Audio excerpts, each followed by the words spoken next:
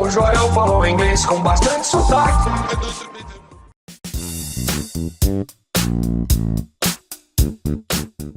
Moluene, eu sou o Pedro Leonardo, jornalista e especialista em África do Sul, e tô aqui para falar sobre tudo que faz o brasileiro descobrir e se apaixonar por aquele país.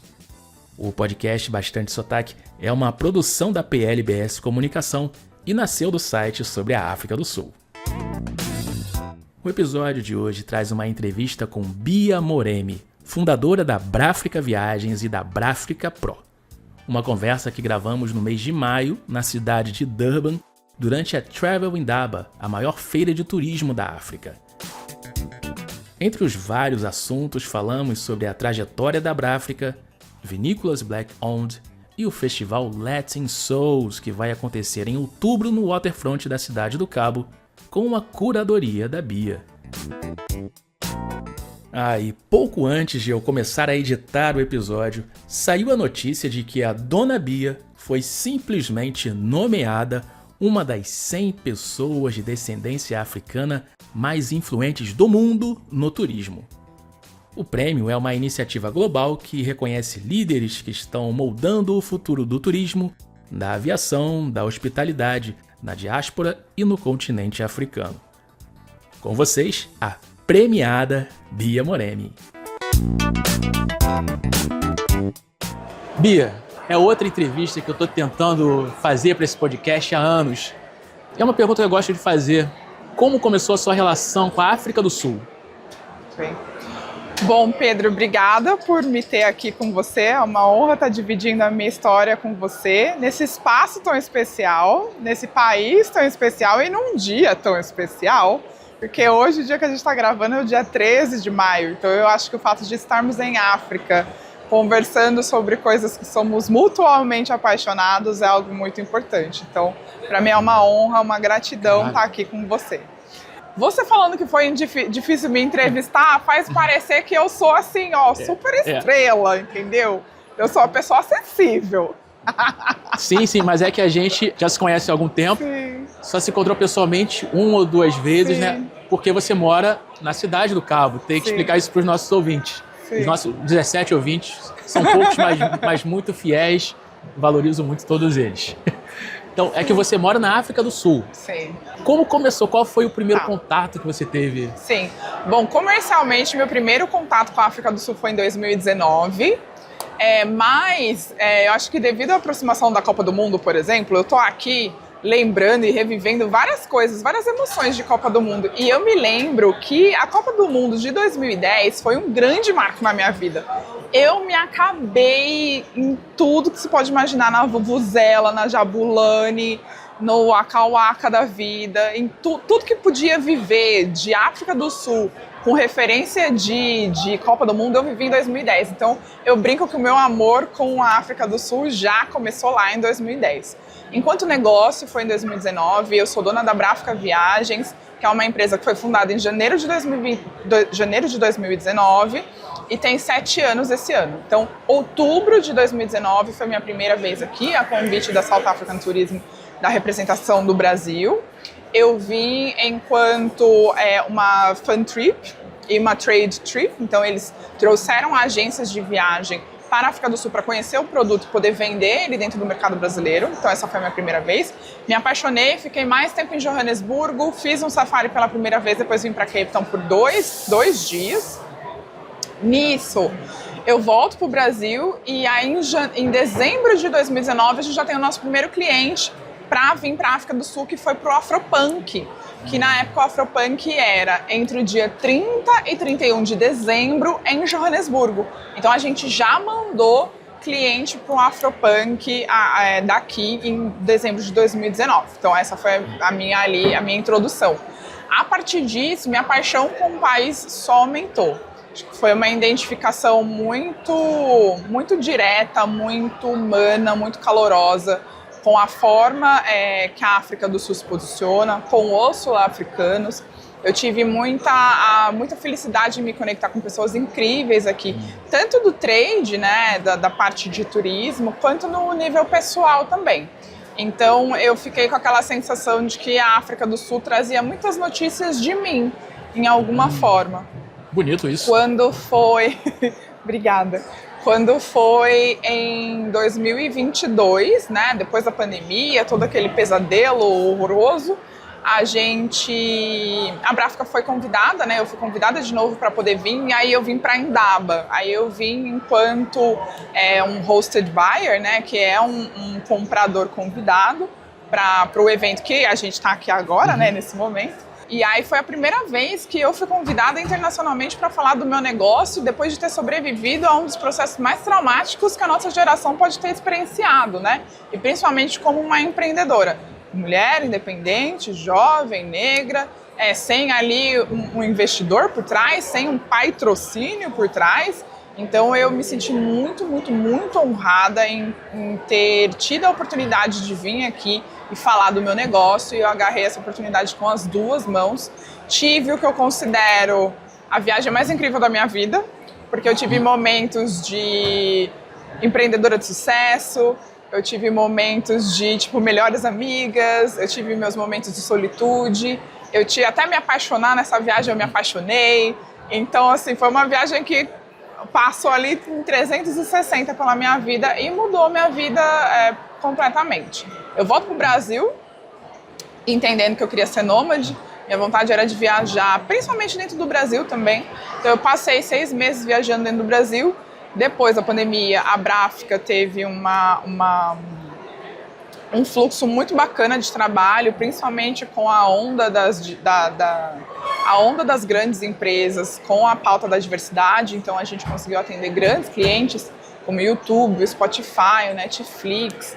A gente fez a parte logística de vários festivais de música. Então a gente já emitiu passagem aérea para a Lineker, para a Baco Exu do Blues, para a Tati Quebra Barraco, para o time inteiro da Isa. Só não para a Isa, porque a Isa viaja de jatinho. Mas o time inteiro da Isa. Tudo isso a gente fez, então a gente conseguiu trabalhar muito bem, conseguimos ter bastante prosperidade financeira nessa época, foi bem legal. E aí, quando eu passo ali os meus 6 meses viajando, eu falo, ai gente, essa coisa de nômade não é pra mim, a minha coluna precisa de uma cama confortável todos os dias.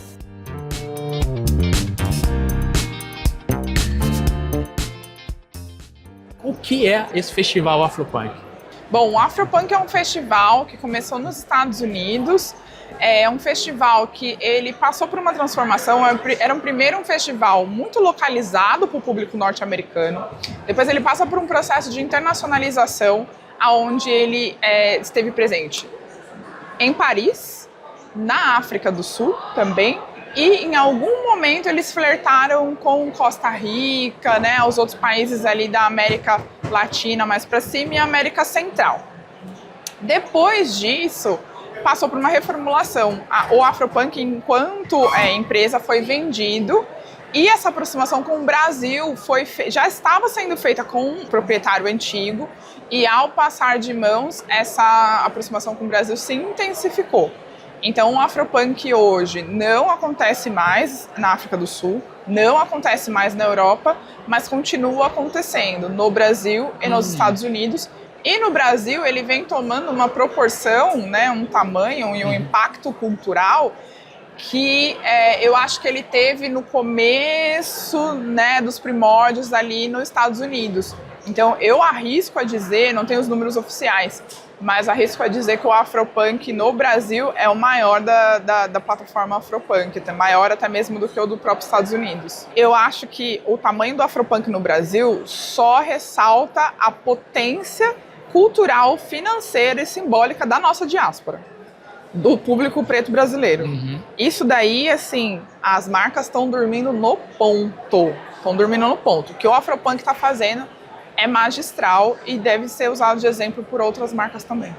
E falando em marcas, exposição e oportunidades, teve um episódio recente de um case, né?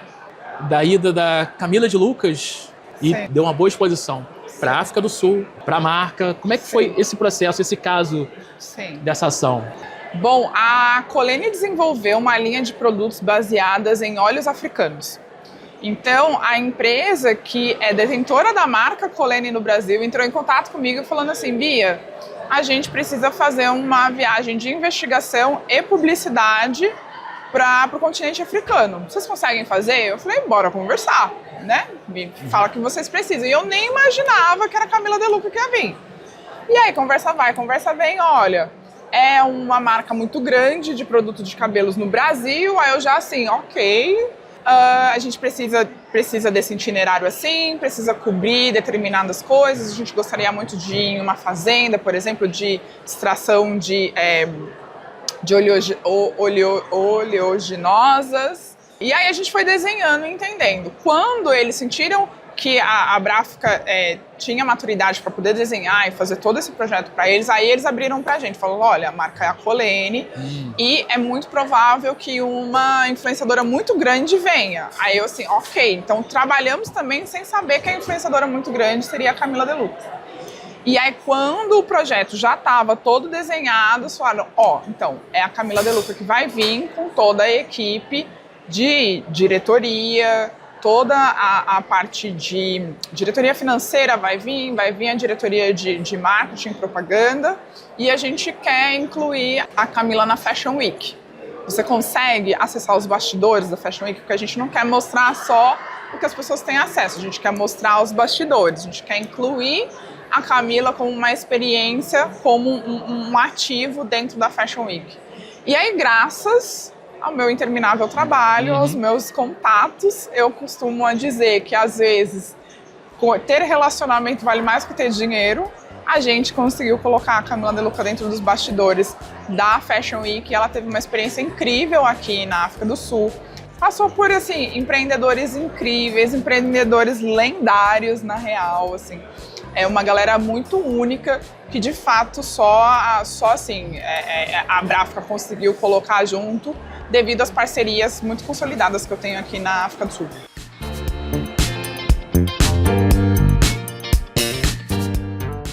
E tem outro evento que tem as impressões digitais da Bráfica, muito mais que as impressões digitais, é DNA, é tudo.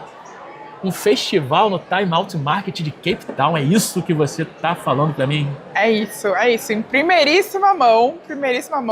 Primeira vez que isso está chegando nos ouvidos do Brasil, a gente, né, a Bráfica foi convidada para fazer a curadoria de um festival latino-americano com Time Out Marketing em Cape Town, ali na região do Waterfront. Então, a gente vai ter um festival que se chama Latin Sauce, molho latino, que vão ser 12 horas de programação, com 3 fases, sendo 6 horas gratuitas para o público passante e as outras 6 horas entrada através de ingresso, que vai ser um abadá. Quando você me contou isso ontem, formar a imagem na minha cabeça, as pessoas usando abadá no Time Out Market, que fica em pleno Waterfront, África do Sul. Eu tô tentando imaginar até agora como vai ser, mas eu preciso estar lá, eu quero estar lá, dá vontade de estar lá. A gente já vai fazer o abadá da imprensa. Cara, que sensacional. Fala um pouco dessas atrações. Quem comprar o abadá vai assistir ao quê? Sim, bom, o festival vai ter, as primeiras 6 horas ele é mais focado na estrutura cultural do festival. Então vai ter uma sessão de talks, no qual a gente vai ter mesas com 4 convidados e um moderador.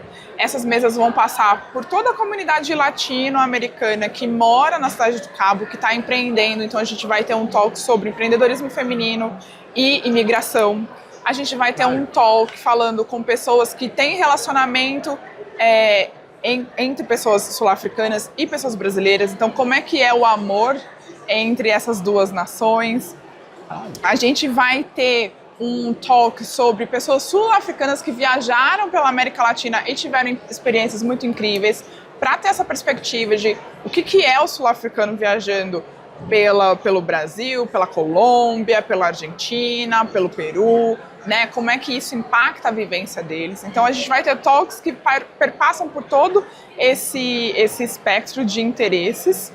A gente vai ter também uma atividade de customização do abadá, porque abadá bom é abadá customizado, então a gente vai ter. Só um detalhe, abadá é uma palavra de origem africana, você tá levando o abadá para a África. Exato.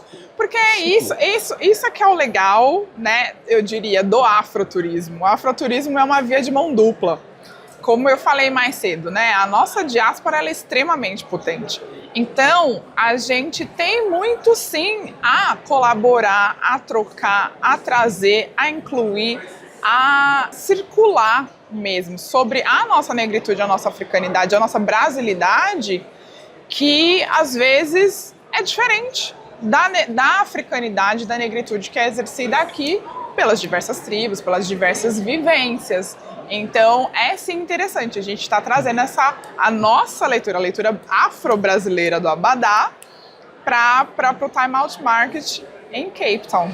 Está sendo muito legal fazer esse episódio porque eu estou podendo conhecer melhor o que se passa na mente e no caderninho, o bloquinho de anotações da Bia. Essas ideias todas que ela tem, cara, que mente... Que a gente está num evento aqui na África do Sul, na cidade de Durban, chamado Indaba, que é a maior conferência de turismo, a maior feira de turismo do continente. E a Bia tá andando para cima e para baixo, aí eu tô com ela conversando com um amigo nosso num stand, aí ela senta, já pega o bloquinho e começa a anotar, vem coisa aí. Vai aparecer daqui a pouco um festival no estádio da cidade do Cabo, em Greenpoint. Sim. É que a Bia... O céu é o limite. A Bia, ela não pensa pequeno. Pra quê, gente? Pensar pequeno e pensar grande dá o mesmo trabalho. Olha aí.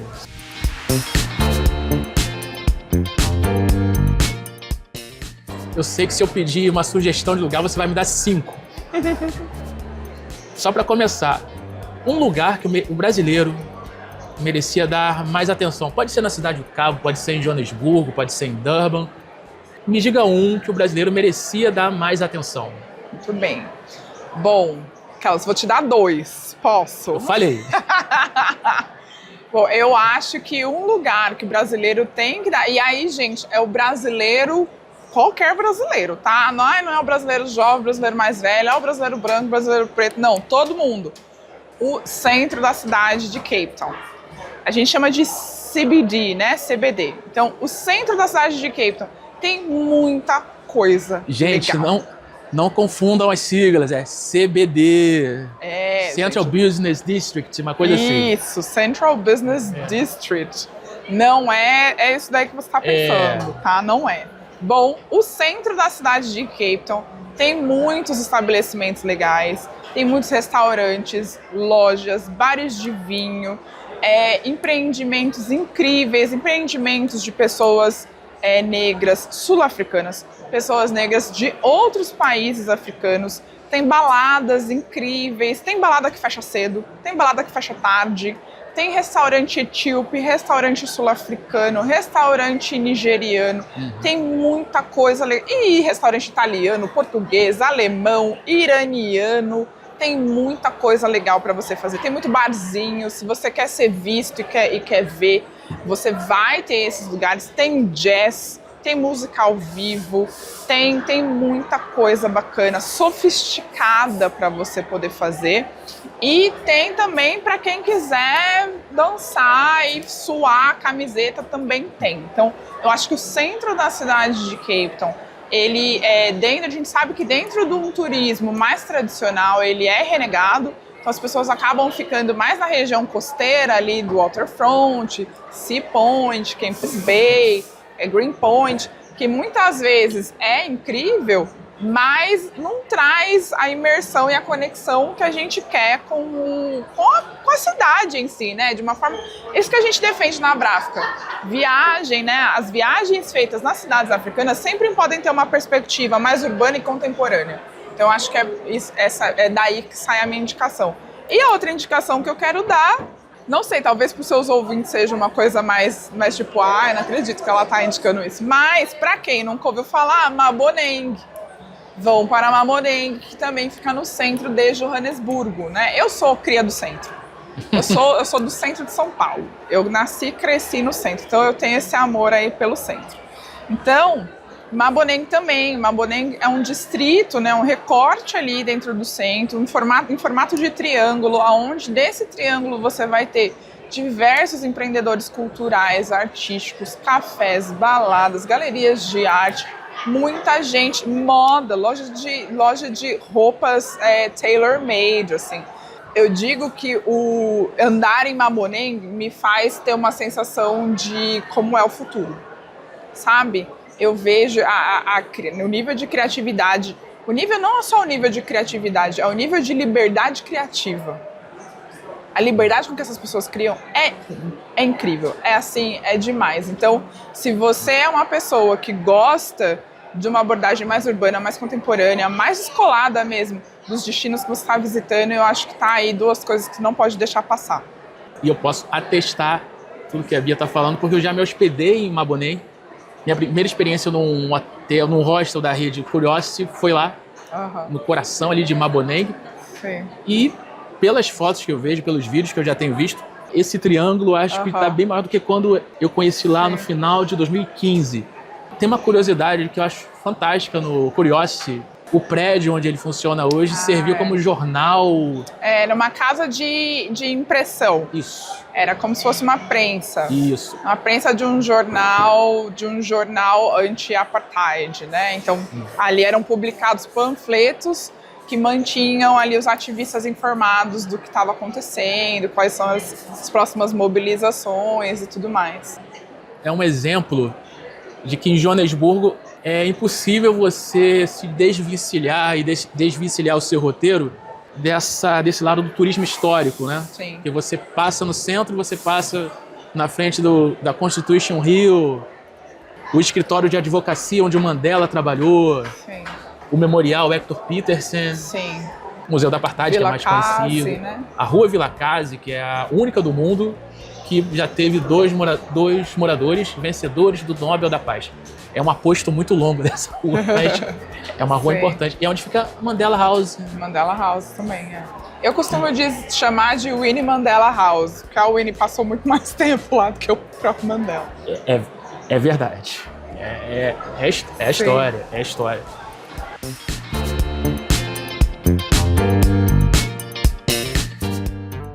Eu te pedi uma indicação, você me deu duas. Aliás, um que eu descobri por publicações da Bráfica, Olha. que é o Open Wine, aquele bar, Sim. que na verdade é um bar de vinhos, né? Sim. Bom, primeiro, antes de mais nada, eu fico muito feliz de saber que a Bráfica está aí contribuindo para informar, para trazer coisas muito legais que acontecem na cidade. Então, sim, gente, o Open Wine virou esse grande point de encontro aos domingos. Cidade do Cabo é uma cidade litorânea, uma cidade um pouco mais tranquila. Então, chega domingo, final de tarde, não tem assim tanta coisa para você sair caçando para fazer. Então, Open Wine é sempre uma opção segura para você encontrar um fervinho ali, tomar um bom vinho, que é um bar de vinho, né? Qual é esse conceito de bar de vinho? Assim como a gente vai nos barzinhos no Brasil e tem ali uma grande variedade de cervejas na qual a gente escolhe e come ali, toma e come com uma biritinha, um negócio, aqui é vinho. Então você vai chegar, vai ter uma seleção enorme de vinhos, você pode pedir ali o seu petisquinho, alguma coisa assim, mas a bebida principal é o vinho. Então são esses bares de vinho. Isso é o Open Wine e todo domingo tem aberto esse jazz ao vivo em que cantores locais ou cantores de fora que estão viajando pela cidade podem levantar a mão e pedir com muito respeito ali para cantar junto com a banda, né? Então cria-se um ambiente muito gostoso, porque quando você vai com alguma regularidade, você já conhece os cantores, já sabe mais ou menos como é que eles cantam, o que eles gostam de cantar, e aí vai chegar aquele momento do sing-along, que você vai cantar as músicas que eles vão estar cantando, e sempre tem gente nova aparecendo também, pedindo mic e assim, arrasando. Então é um ambiente muito legal e é um outro ambiente também muito bom para flertar. Olha aí. Porque é o momento de você ver e ser vista. Tem muita gente sul-africana, mas também tem muita gente estrangeira viajando, passando por ali. E como fica cheio, chega um momento que tá todo mundo meio apertadinho ali, licença, deixa eu passar, aí você já dá uma olhada, olha, tô tomando um vinho, você também, Olha aí. vamos conversar. E é bom a Bia estar falando isso porque eu não tenho mais experiência nisso, não tenho mais como dar dicas de solteiros. Minha vida de solteiro em Cape Town ou na África do Sul já tem mais de 10 anos que eu não sei como é. Se eu fosse dar uma dica, eu estaria completamente desatualizado. Eu nem lembro se um dia eu já fui solteiro.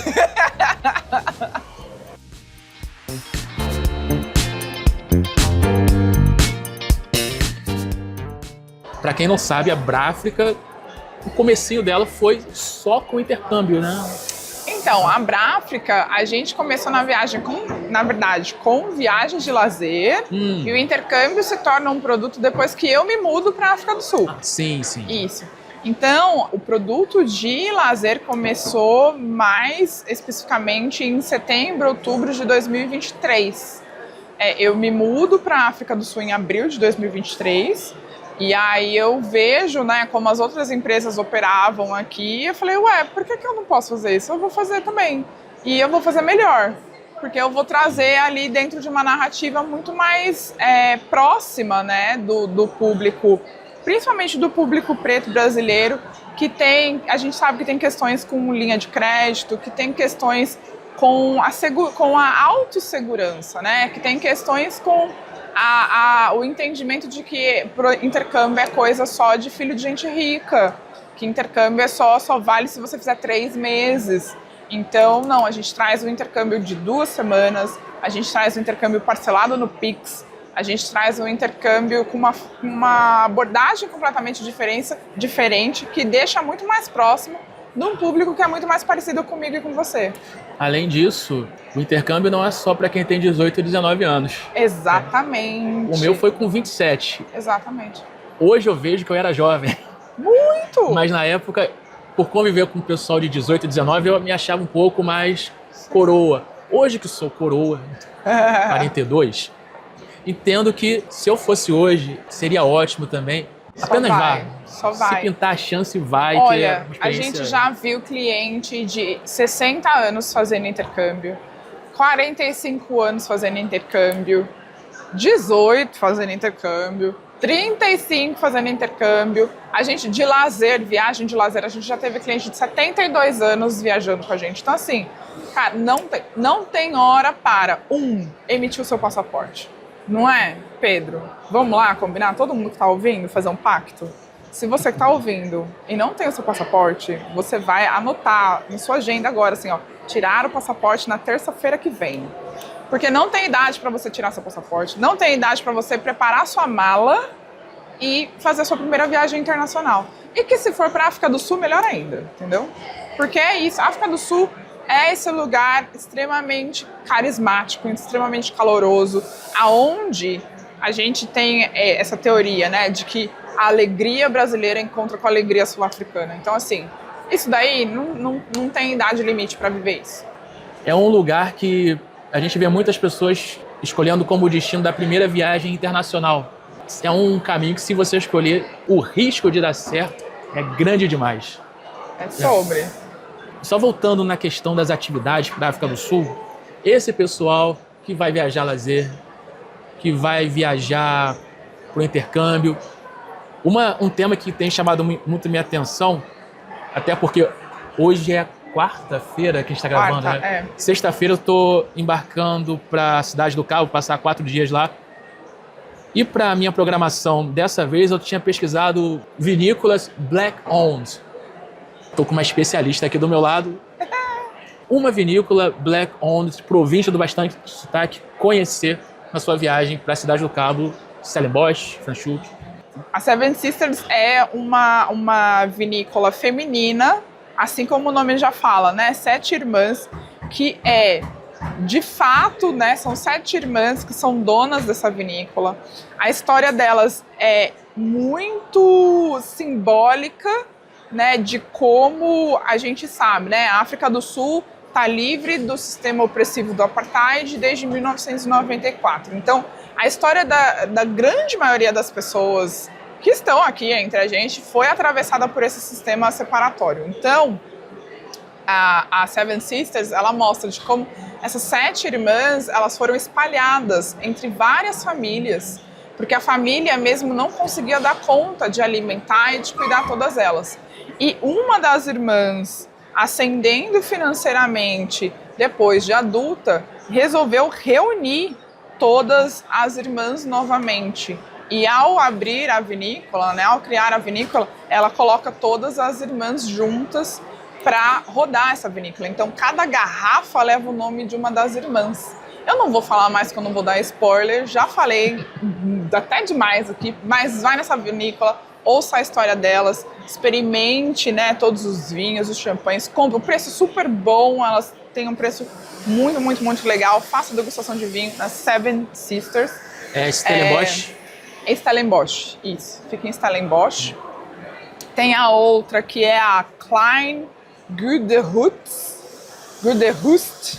que é o nome que eu tenho dificuldade de falar, gente, mas é o Klein Guderhust. Eu vou deixar o nome dessas vinícolas na descrição do episódio. Boa, deixa. Essa Klein também tem uma história incrível. É aquela que você me contou ontem. Isso. A história, essa vinícola, ela é de um homem negro, sul-africano, mais jovem, que conseguiu comprar a vinícola na qual a mãe dele trabalhava enquanto na plantação, enquanto depois, né, já no fim da vida, ela já era degustadora de vinho, da qualidade do vinho. Mas enquanto ele era um adolescente, ela trabalhava no farming mesmo, né, na fazenda mesmo. Então, imagina, o seu filho vai lá e compra a fazenda em que você era empregada. Então, a história também da Klein é super forte. Que história? Eu acho que são histórias que trazem uma sensação de realização histórica, né? Então, eu acho que quando eu falo realização histórica, é da realidade histórica, é de uma ressignificação histórica, é de Aqui tem um movimento muito forte que é o reclaiming, né? Você reclaim the city, reclaim the land. Você está retomando, né? Você está literalmente botando a sua mão de novo em algo que era seu e foi sequestrado, né? Então, eu acho que essas histórias têm um simbolismo muito forte por conta disso. E quando você vai pegar o seu belo copo de vinho e fazer uma degustação, tá carregado de história e significado ali o que você está vivendo. Quer dica de mais vinícolas, de mais wine bars, restaurantes? Como é que eu encontro a Bia? Olha, você vai encontrar a Bia e a Bráfica na _Bráfica. Eu vou soletrar Bráfica porque sempre dá ruim, tá? BRAFRIKA _ que é aquele tracinho embaixo, viagens no plural. Vai estar no título do episódio, vai estar na descrição do episódio, toda a divulgação do episódio, é só clicar e vai estar tudo bem. Vai dar tudo certo. Ô Bia, a gente aqui na Indaba nem viu o tempo passar, daqui a pouco vão expulsar a gente do Centro de Convenções de Durban. Então eu vou te agradecer pela sua primeira participação no podcast do Bastante Sotaque. É como a gente estava aqui na mesma cidade, no mesmo evento, no mesmo lugar, era minha obrigação te convidar para gravar. Imagina, tô aí. E um prazer enorme.